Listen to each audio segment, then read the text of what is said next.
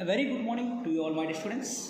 So after long back again we come to our online classes. So today class I am going to discuss about the very well known concept for us, that is system of particles and rotational motion. Till now, up to now, what we discussed in the previous classes on all the cases, we discussed only about what a particle, an object which is moving. It has some velocity, acceleration, displacement like this. But this chapter is completely different. It discusses about all the particles that present in a system. Means instead of going to learn about a particle, we are going to learn n particles or the particles that present inside the same substance. So we are, for example, a person is moving, means all the particles of that person moving along one direction. So how they are moving, how they are inculcating to move in one direction. That all the things we are going to learn about this chapter. So in this first concept is rigid body.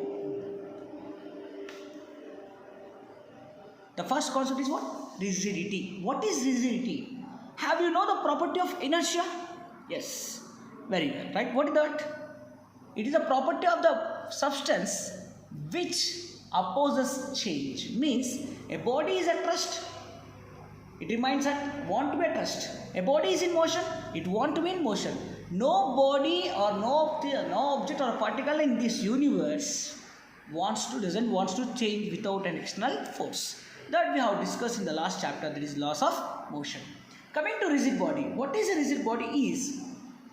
So if apply a force on any object, what happens? We are causing some force so that we can change the shape of the object. Means we can change the length, area or value. But even applying the forces on a body, if the body does not change its shape and size, that body is called rigid body. Means even after application of so many forces, if the body remains in the same pace, means a body which does not change its shape and size, when external force acts on it is called rigid body. What is that? A body whose shape and size does not change, whose shape and size does not change when external forces acts on it.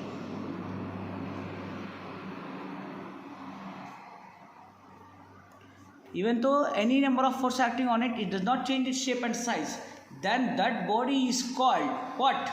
A rigid body. Okay. So why we are applying forces? To cause motion in object. So actually motion is classified into three types.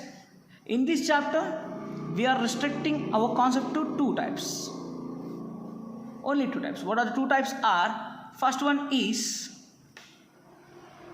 translatory motion. Second one is rotatory motion. What is translatory motion? Is it right? So let's see what is translatory motion. In the translatory motion, all the particles have same velocity at any instant of time. And all particles are moving in one direction, means a straight line. So what are the things of translatory motion?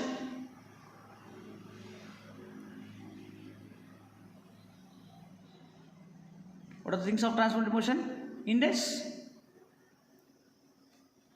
velocity of all particles is same at any instant and they move along straight lines. Even though they move in one dimension or two dimensions or three dimensions, the particles will move in straight lines. Here in rotatory motion, what happens? All the particles are moving in one fixed axis. For example, Earth is rotating. For example, Earth is rotating around its own axis and as well as it is rotating around the sun, with sun as its one of its foci. For example, a fan.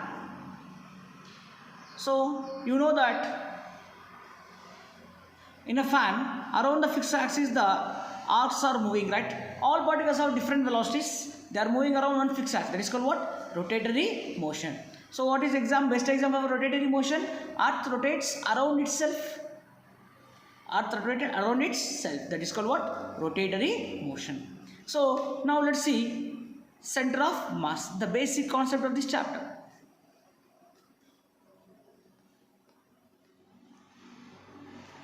What is center of mass? It is a point at which the total mass of the system has to be acted. What is center of mass? It is a point at which the total mass of the body is said to be concentrated. Means if the center of mass moves along one point, the total mass of the body is said to be concentrated at particular point and the body is going to act at that point. That is called what? Center of mass. In the same way, center of gravity. So if you have mass and the mass is acting under acceleration due to gravity, we can call as weight.